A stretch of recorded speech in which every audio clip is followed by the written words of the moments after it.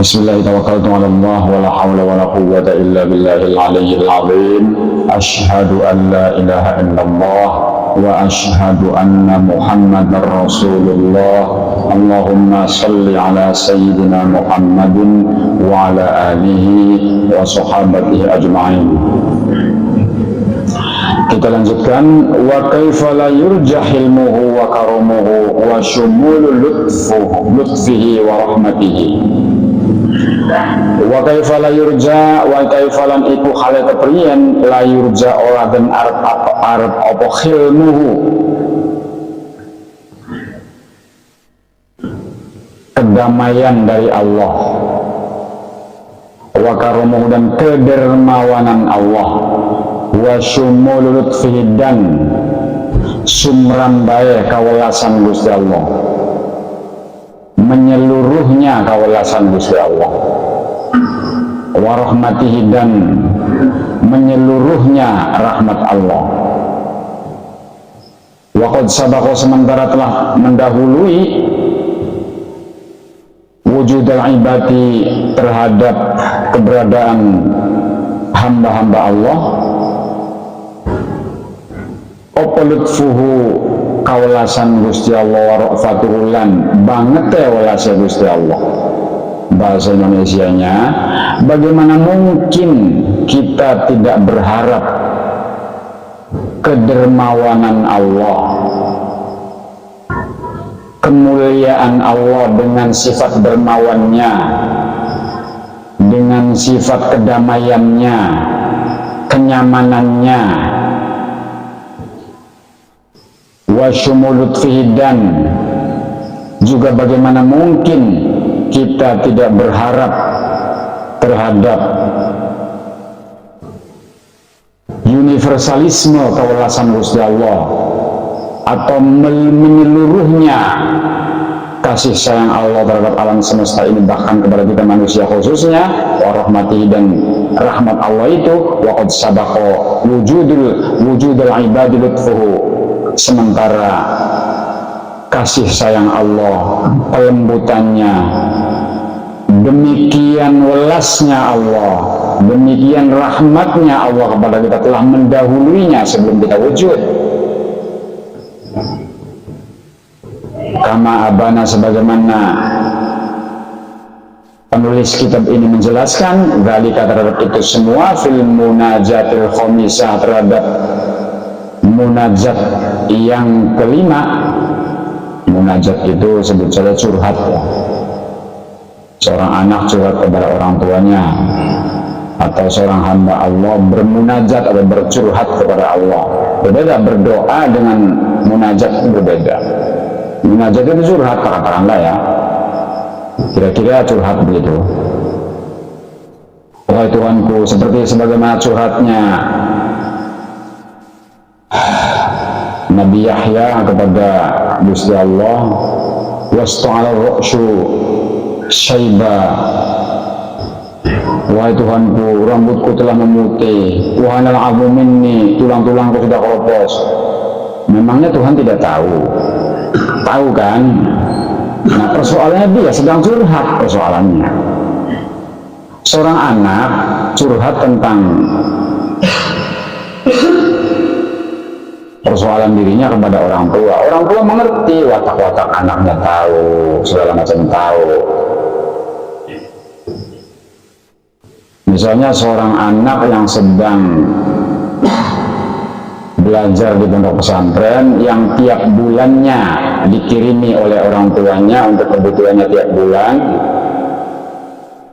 Seorang anak tanpa bilang kepada orang tuanya, wahai ayahku, wahai ibuku, nanti kirimi lagi ya aku bulan depan ya. Enggak perlu ngomong begitu pun, orang tuanya pasti mengirimi uang untuk kebutuhan anaknya di pondok pesantren itu, misalnya seperti itu. Atau di tempat kos ya. Wahai bunda, wahai ayahanda, jangan lupa ya bulan depan untuk mengirimkan biaya atau uang untukku untuk bisa bayar kos dan lain-lain. Untuk kebutuhan satu bulan ini. Orang tuanya tanpa dicurhati begitu pun dia sudah tiap bulannya sudah mengirimi uang untuk anaknya yang sedang belajar itu ya, di pondok pesantren itu atau di tempat kos misalnya. Tapi anaknya nih lagi kading alam, judulnya nih lagi kading alam nih. Dianya bilang, ayahanda, aku kan sekarang sudah kuliah. Memangnya benda tahu orang tua nih, aku kan sudah kuliah, jadi minta tambahan dong uangnya. Padahal setiap bulan juga sudah ditambahi ketika dia beda ketika dia lagi SMA misalnya. Untuk beli bukunya, untuk segala macam ya, harga bukunya juga beda kan ya, lebih mahal. Jadi orang tuanya sudah ngerti tanpa dicurhati pun. Nah, persoalannya anaknya ini sedang bermanja-manja kepada orang tuanya. Nah, bermanja-manja kepada Tuhan, mengungkapkan semuanya itu bermanja, namanya munajat namanya. Ya. Nah, ini beliau sedang bermunajat nih. Wa kaifa la yurja hilmuhu, wahai Tuhanku, bagaimana mungkin aku tidak berharap kepada Engkau tentang kasih sayangmu, kedermawaanmu kepada hamba, dan seterusnya dan seterusnya. Kama abana, sebagaimana penulis kitab ini menjelaskan, zalika terhadap itu semua fil munajatul khamisah, di dalam munajat yang kelima, haitsu qol, dalam segera tinggon dawuh sapa musannif atau muallif penulis kitab ini, ilahi wasofta nafsaka, ilahi wahai Tuhanku, wasofta nafsaka bil lutfi, wasoftani pati panjenengan nafsaka ingrat panjenengan piyambak bil lutfi kelawan sifat al-latif, warrofa dan sifat ar-rauf bi terhadap diriku, qabla wujudi du'fi, ing dalam sadurunge wujude ketidakberdayaanku, afatamnauni, apakah engkau akan mencegah diriku, atau apakah engkau tidak akan memberiku, menganugerahkan kepadaku minhuma, dari sifat latif dan rauf itu, ba'da wujudid du'fi, setelah aku wujud dengan segala kelemahanku. Yang sadurunge kita wujud dengan sadurunge kita wujud beje, Gusti Allah sudah menyayangi kita, apalagi ketika kita wujud ya. Hanya saja persoalannya sekarang begini, misalnya sebelum kita lahir ke dunia ini, sebelum Allah menciptakan kita manusia ini, Allah telah menyiapkan bumi sebagai tempat tinggal manusia itu. Allah telah menyiapkan api sebagai kebutuhan manusia di bumi ini. Angin sudah berhembus, air sudah mengalir, matahari sudah bersinar, seluruh planet sudah berputar sebelum kita diwujudkan. Artinya apa? Artinya Allah menyayangi kita, menyiapkan segala kebutuhan kita jauh sebelum kita diciptakan. Ya. Sekarang begini, Kang Bisa. Lillahi ma fis samawati wa ma fil ardh. Semua yang di langit dan yang di bumi itu milik Allah. Ya. Begitu Kang Bisa. Langit bumi saya isinya kan dari Gusti Allah itu nggih. Dari Gusti Allah. Kali dari Gusti Allah itu. Gunung, laut, umay sampean sih dari Gusti Allah. Anak kesampean dari Gusti Allah itu. Dari Gusti Allah kabeh. Langit bumi saisine dari Gusti Allah semuanya. Lok beli urusan perbatasan tanah. Mobil ketika tuku samena dari tanah pangeran.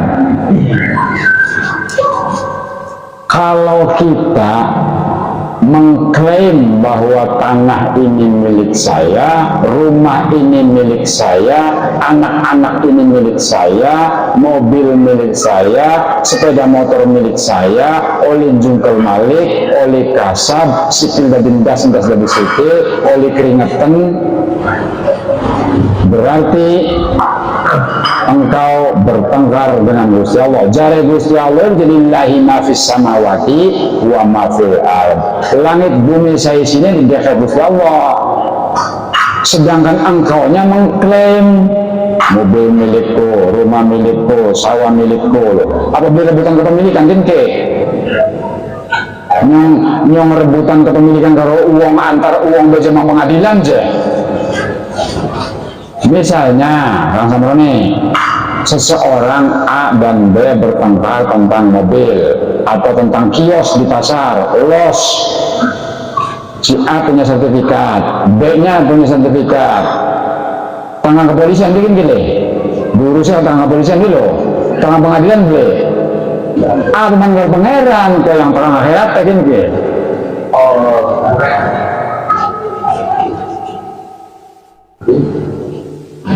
Oleh karena itu, mulanya yang paling berbahagia itu adalah bitarmi. Yang paling bahagia adalah bitarmi kajika. Bitarmi tidak pernah sedih ditinggal mati suaminya. Tahu sebabnya kenapa? Karena bitarmi tidak pernah punya suami. Bitarmi tidak pernah sedih karena gagal panen. Kenapa? Karena Bitarmi tidak pernah punya sawah. Bitarmi tidak pernah sedih kehilangan mobilnya. Karena Bitarmi tidak pernah punya mobil. Kinki, bukan berarti Bitarmi lebih dua apa duduk. Laki dua, laki meninggal. Ya Bitarmi sabar bah, biasa baik. Tegar-tegar aja, nyong lakinya gak ada pangeran. Sadar bahwa lillahi ma fis samawati wa ma fil ardh. Bahwa di langit bumi seisinya, semua planet-planet miliaran jumlahnya itu semuanya milik Allah. Jadi Bitarmi sadar. Jadi ketika Bitarmi itu ditinggal mati suaminya, ya mangga Gusti, yang laki itu lah udah kepanjenengan, bahwa dijurutnya mangga. Bitarmi juga merasa tidak pernah bersedih karena dia gagal panen, dia sawah. Secara syariat dia punya sawah. Tetapi dia sadar bahwa sawah yang dimilikinya adalah anugerah dari Allah, pemberian Allah, titipan Allah yang sewaktu-waktu diambil lagi. Atau mungkin gagal panen. Jadi ketika panen berlimpah, Bitarmi tidak menyombongkan diri, tidak bangga diri, beli sobot, beli gede, yang harus Allah panen enggak. Duit yang dia punya belokan yang berduben, kanggo kebaikan-kebaikan yang berasal dari Gusti Allah. Loh. Anak beli mobil dikemuli, mobil ya. Di godek BM mana pemain di sini. Dikemuli baik. Sebab apa? Sebab yang ngerasa deferean. Oleh tuku-tuku, oleh juga malik, oleh nyelengi dan lain-lain. Ada rezeki sih Gusti Allah itu.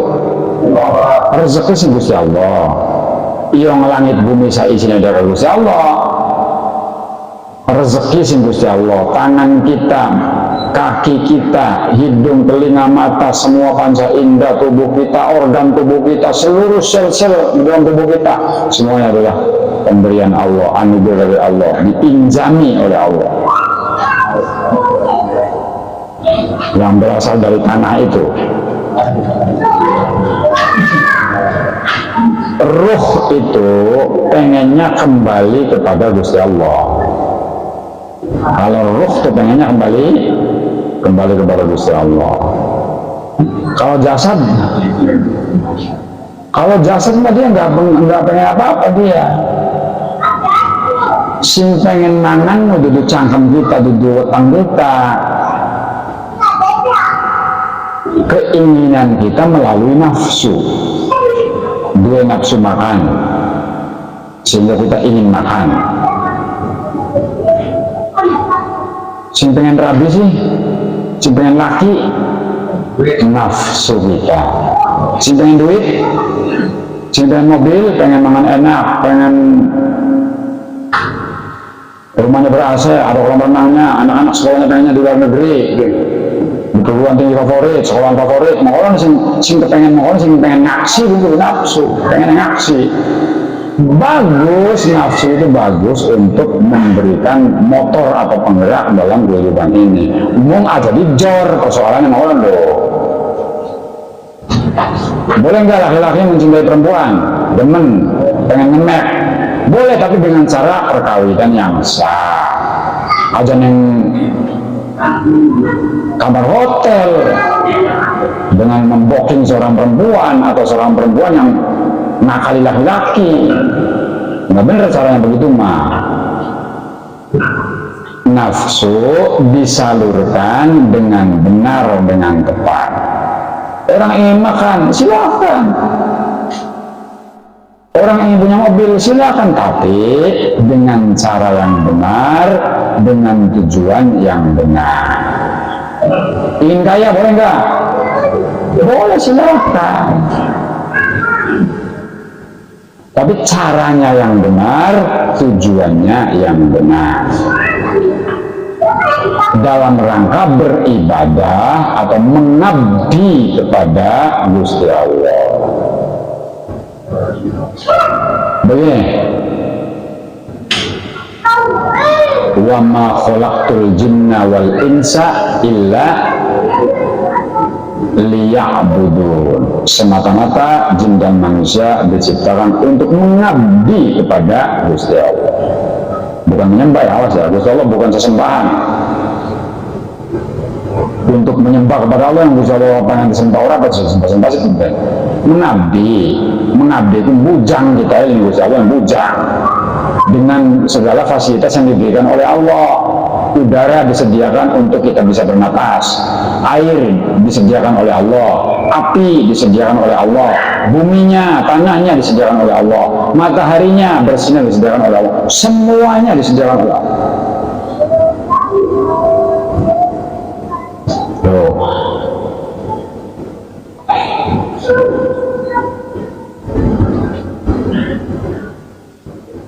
Betul. Jadi jasad kita ini disempurnakan atau disempurnakan oleh Allah dalam rangka membantu ruh mengabdi kepada Gusti Allah dengan perangkat akal, dengan perangkat lalu nafsu, ya, dengan perangkat lagi kerjanya pikiran.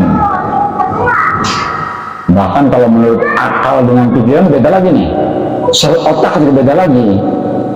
Kalau menurut Dr. Aisyah Dahlan, manusia itu mulai dari 0 hari sampai usia 3 tahunan itu perkembangan sel otaknya